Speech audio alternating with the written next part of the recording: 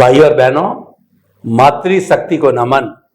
हमारी सत्संग व्यवस्थित रूप से आनंद के साथ में आगे बढ़ रही है, क्योंकि सत्संग प्रदाता हमको अध्यात्म विज्ञान, मुक्ति का मार्ग, सनातन सत्य, दृष्टि विज्ञान, आर्ट ऑफ द विजन के प्रयोग बताने वाले स्वयं हमारे सामने विराजमान है। उनका सानिध्य के कारण जो है ये सारा हमारा बहुत आनंद विभोर वाला सत्संग चल रहा है। स्वामी जी, अब हम थोड़ा सा जो प्रश्नों को मोड़ देते हैं कि जो मनुष्य का जो जीवन है, जिसको कि कहते हैं कि आयुष्य कर्म के अधीन है, इसके अंदर श्वेतांबर के जो आगम है उसमें ये बताया गया है कि जीवन में आयुष्य कर्म एक बार बनता है। 7 कर्म तो हर क्षण बनते रहते हैं, छूटते रहते हैं वगैरह, सब उनकी प्रक्रिया तो चलती रहती है। आयुष्य 8 में से केवल एक बार बनता है, और वो जो आप अपने मुखारबिंद से बताओगे कि 2/3 होने के बाद के अंतर मुहूर्त के अंदर अटेम्प्ट में जैसी लेशिया, जैसे भाव, वैसा जो है वो आयुष्य कर्म बनता है। ऐसे चॉइस मिलती है, वो आप पूरा समझाएंगे।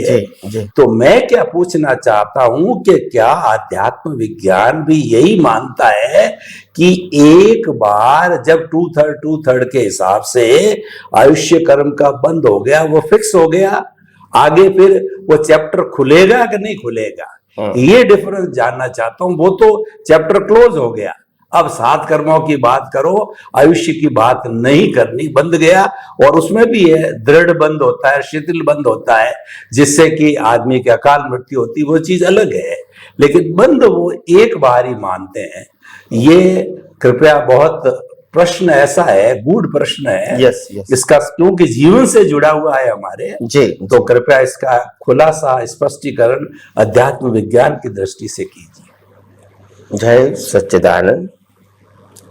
सबसे बड़ी बात यह है कि जो मानव जीवन है, वो मानव जीवन सतत कुछ न कुछ भाव कर्म करता ही रहता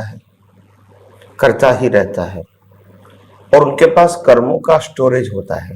वो स्टोरेज में कर्म जमा होते हैं। जैसे ही आपके लाइफ का 2/3 हिस्सा खत्म हो गया, तो पहली बार नेक्स्ट बर्थ का कर्म बंध का फोटो पड़ता है कि अभी आपका नेक्स्ट बर्थ कैसा आएगा।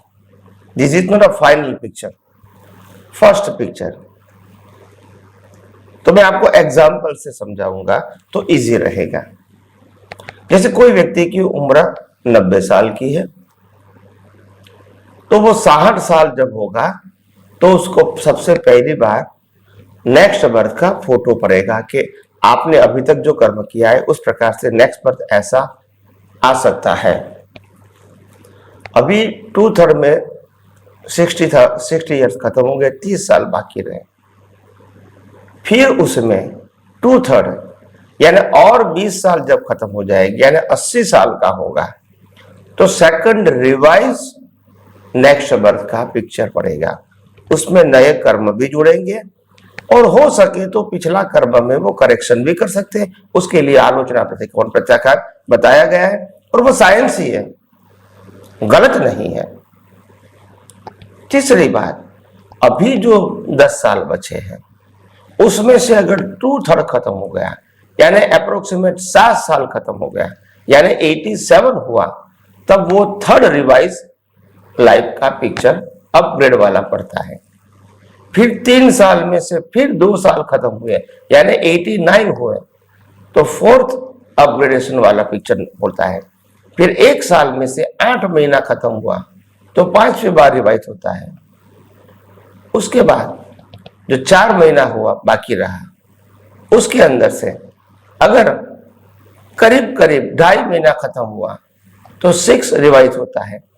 ऐसे करते करते करते लास्ट दिन उसके भी 8 घंटे और लास्ट आवर्स, इस प्रकार से उसमें चेंजेस होने की संभावना होती है। कहने का मतलब यह है ये इस प्रकार का विज्ञान क्यों बताया गया?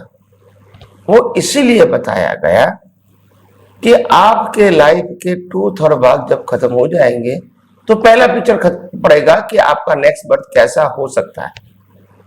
अभी आपका 1/3 तो बाकी है, मगर 1/3 में आपके 1/3 के अंदर आपने 2/3 में जो कुछ गलती किया है उसको करेक्शन भी कर सकते हैं और नया कर्म ऐड भी कर सकते हैं। तो ऑफ कोर्स नया पिक्चर आएगा।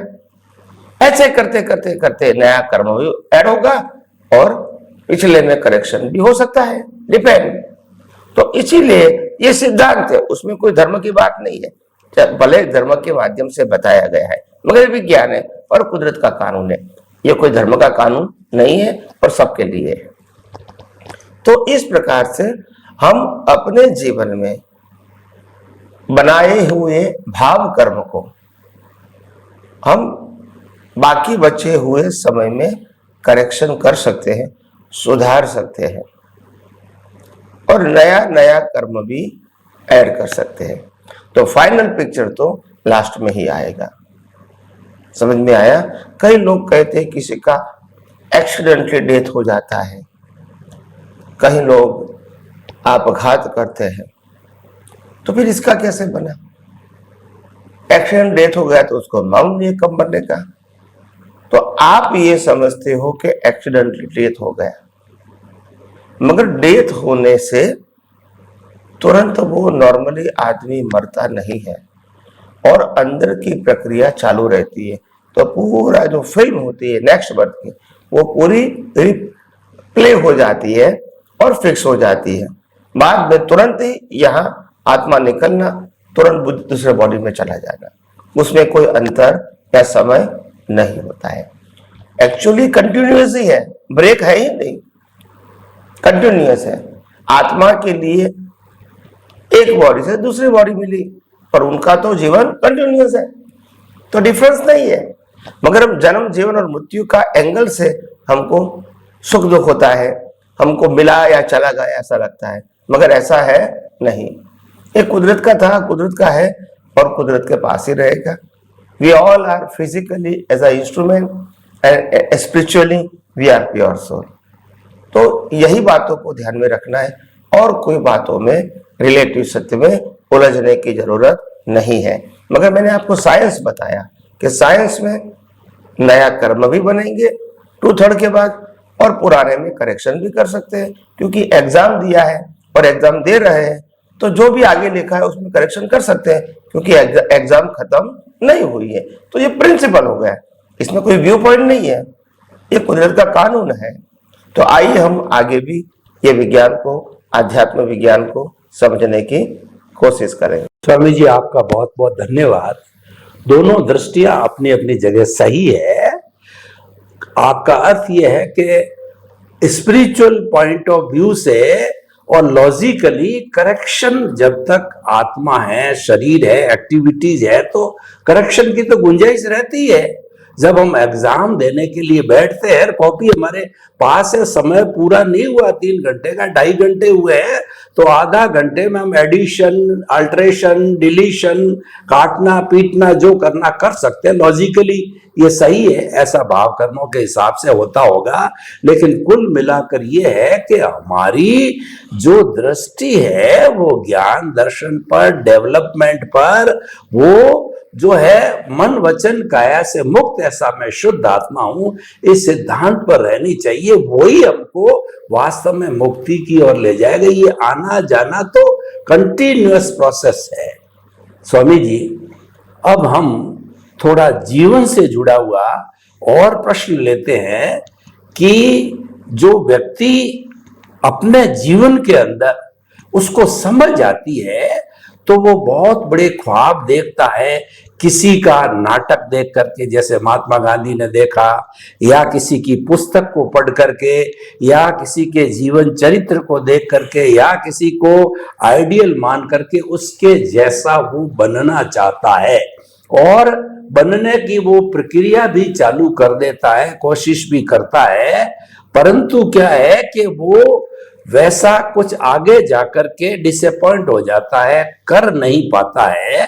तो ऐसे कौन से कारण होते हैं कि व्यक्ति सब कुछ जो है जीवन के अंदर सही सही करते हुए, सही चीजों का उपयोग करते हुए ये सारा पुरुषार्थ, हालांकि ये रिलेटिव जो है पुरुषार्थ की बात है, करता है, लेकिन जीवन में उसकी संतुष्टि के लिए, उसके सेटिस्फैक्शन के लिए वह ये सोचता है कि ये हो क्यों नहीं पाया, जबकि मैंने सब काम सही किया था, उससे वो असंतुष्ट भी होता है।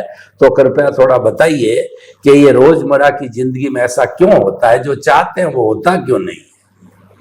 बराबर है। हर व्यक्ति के जिंदगी में एक प्रश्न होता है कि मैं चाहता हूं और मैं सिंसियर भी हूं और मैं करना भी चाहता हूं, फिर भी क्यों नहीं होता है। बहुत सारे अवरोध आ जाते हैं अपने जीवन में। अपने परिवार से भी अवरोध हो सकता है, अपने खुद के जीवन के साथ भी अवरोध हो सकता है, या बाहर के कोई व्यक्तियों का भी अवरोध हो सकता है, और जो करना चाहते हैं वो आप नहीं कर सकते हैं। ऐसा क्यों होता है? हर व्यक्ति अपने जीवन को अपनी डिजाइन के मुताबिक, अपनी विचारों के मुताबिक ढालना चाहते हैं और उसका लिए प्रयास भी करते हैं, मगर ऐसा जीवन में होता नहीं है। सब कुछ कुछ कभी कभी हो सकता है, कभी कभी ज्यादातर बातें नहीं हो सकती है। ऐसा क्यों होता है? तो आध्यात्म विज्ञान बहुत सिंपल कहता है। मैंने पहले भी आज के सत्संग में भी कहा कि जीवन, आगे मैंने एपिसोड में कहा था कि जीवन कोई चॉइस नहीं है, पसंदगी नहीं है। और आज का हमारा विचार आज के संजोग को देख कर आता है, और हमारा जीवन जो आज निकल रहा है परिणाम के स्वरूप, वो पिछले अवतार के बनाए हुए संजोग में जो भाव किया था उसका रिजल्ट है। तो ये रिजल्ट और आज के संजोग के आपके विचार दोनों एक कैसे हो सकते हैं? उसमें तो करीब 50 साल, 17 साल, 80 साल हो चुका है। उस पहले के संजोग के एनवायरमेंट में आपने जो भाव किया था वो संजोग आज कहाँ आएगा, वो एनवायरमेंट आज कहाँ आएगा? तो इसीलिए किसी का भी जीवन अपने चॉइस के मुताबिक है, ये पॉसिबल ही नहीं है। हो सकता है कि पाप पुण्य वाला हो सकता है, इसमें पुण्य का हिस्सा ज्यादा है, पाप का हिस्सा कम है, ऐसा हो सकता है। या पाप का हिस्सा ज्यादा है, पुण्य का हिस्सा कम है, ऐसा भी हो सकता है। मतलब चॉइस तो नहीं रहेगी। इस दुनिया में ऑन एन एवरेज सभी ग्रेड की व्यक्तियां दुखी हैं, और उसकी कॉमन कंप्लेन है। वो कॉमन कंप्लेन क्या है कि मैं अपने जीवन में सब कुछ होते हुए भी, एजुकेटेड भी हूं, डिग्री भी है, प्रोफेशन भी है, पैसा भी है, परिवार भी है, संपत्ति भी है, सब कुछ है, फिर भी मैं अपनी मर्जी के मुताबिक, चॉइस के मुताबिक नहीं जी सकता हूं। क्यों? क्योंकि कुदरत का एक ही कानून है इसके अंदर कि ये जीवन चॉइस नहीं है, जीवन परिणाम है। परिणाम और चॉइस अलग बात है।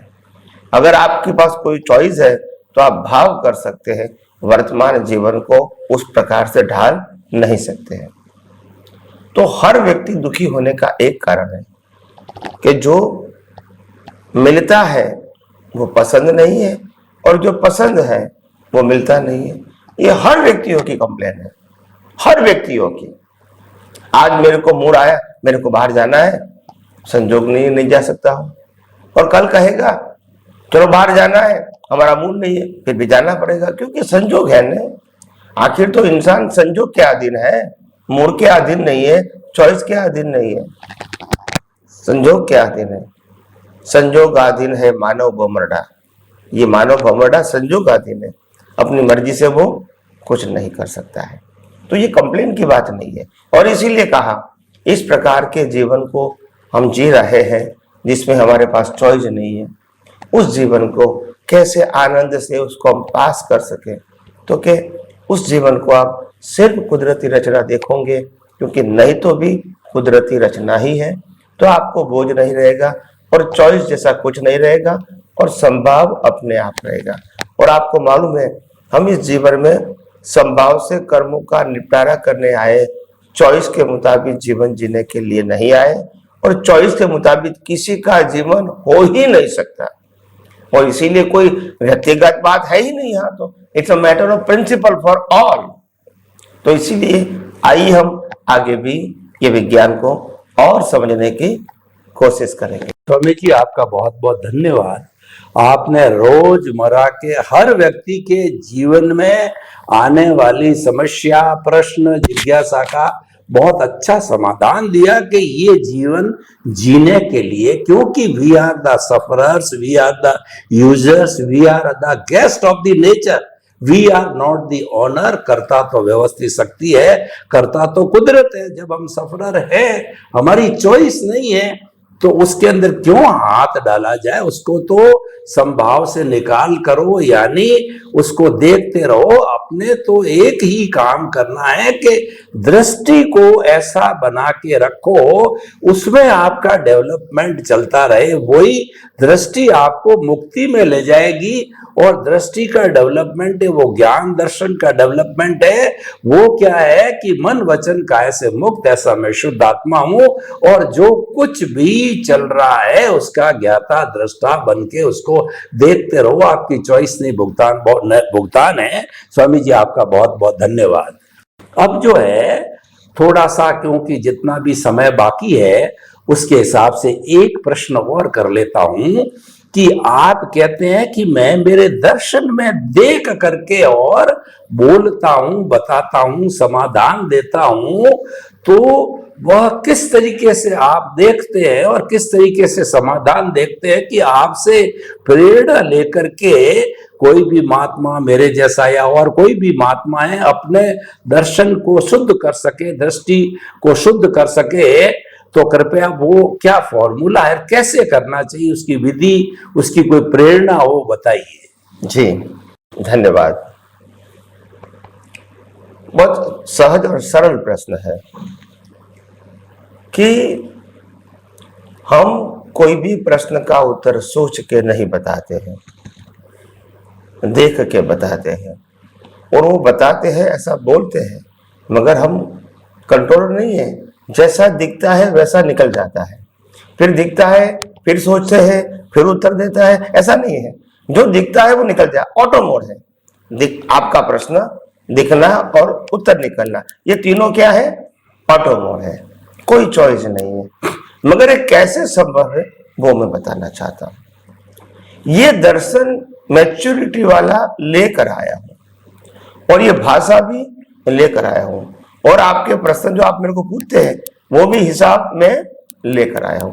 तो तीनों अवस्था जो है वो ऑटो मोड अभी हो रही है, और इसीलिए अनुभवी ज्ञानी को उत्तर देने के लिए कोई टेंशन नहीं होता है कि अभी क्या प्रश्न करेंगे, क्या उत्तर देंगे, क्योंकि उनको मालूम है ये प्रश्न भी ऑटो मोड है, दिखता भी ऑटो मोड है, उसका उत्तर निकलता भी ऑटो मोड है। हमको तो ऑब्जर्व करना है कि ये फिल्म चल रही है।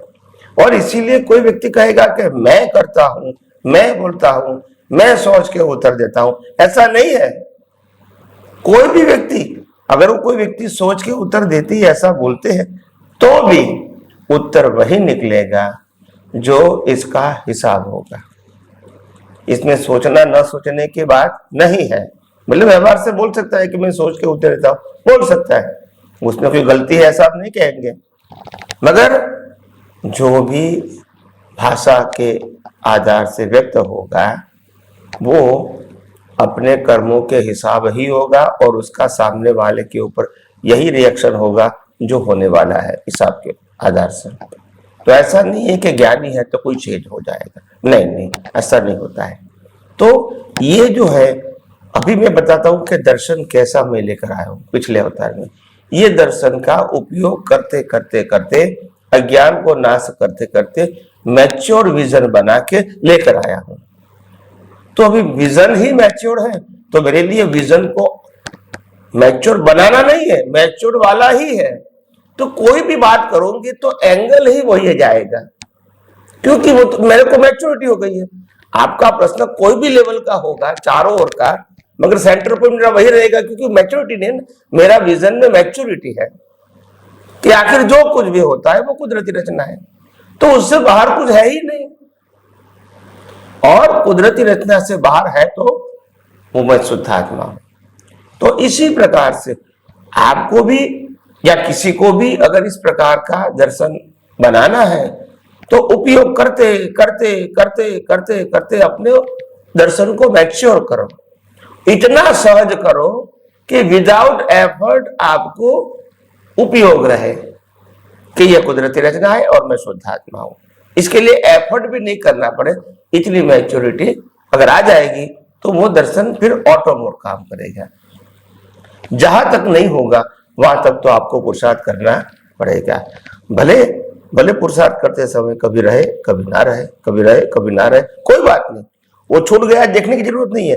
हमारा प्रयास कैसे हम रख सकते हैं उतना ही होना चाहिए, कितना छूट गया वो भी काउंट करने की जरूरत नहीं है। आगे बढ़ो बस, that's it, and try to mature your vision as a कुदरती रचना विद कुदरती कानून।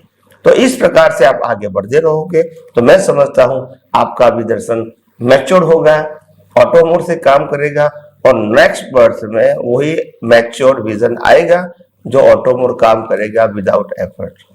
जय सच्चिदानंद। स्वामी जी आपका बहुत बहुत धन्यवाद। हमारे इस एपिसोड की संपन्नता पर जो आपने उद्बोधन दिया वो मैं ये समझ पाया कि ये विजन एक कैमरे की तरह है। उस कैमरे के अंदर जो है हम अपने जो ज्ञान दर्शन है, यानी मैं शुद्ध आत्मा हूं और मन वचन काय से मुक्त हूं, ये फिट कर दो और ये वो जन्म जन्मांतर के अंदर यही फिट होता रहे तो ये मैच्योर्ड हो जाएगा। क्योंकि जब कैमरा एक ही चीज बताता रहेगा तो वो मैच्योरिटी हो जाती है। तो उस मैच्योरिटी को डेवलप करने का आपने बहुत अच्छा हमको बताया। स्वामी जी आपका बहुत बहुत धन्यवाद। भाई और बहनों, आप प्रश्न बराबर करते रहिए, जिज्ञासा करते रहेंगे तो आपकी सब गुत्थियां हल होती रहेगी। स्वामी जी आपके प्रति बहुत कृतज्ञता। जय सच्चिदानंद। जय सच्चिदानंद।